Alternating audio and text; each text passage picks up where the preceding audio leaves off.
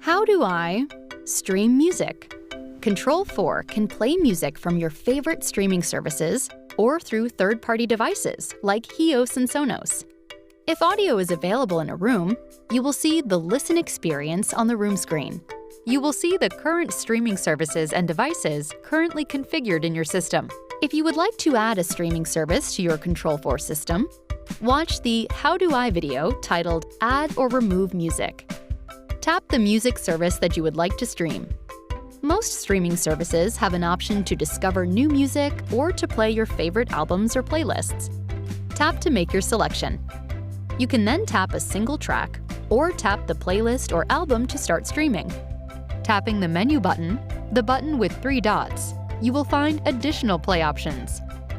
For example, if you want quicker, easier access to a track, album, or playlist, you can tap Favorite to Room to add it to the room screen.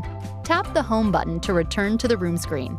If you tap and hold any button on the room screen, you can select Arrange and Remove Favorites. Tap and drag any button to move it to a different location in the room screen to organize your favorites.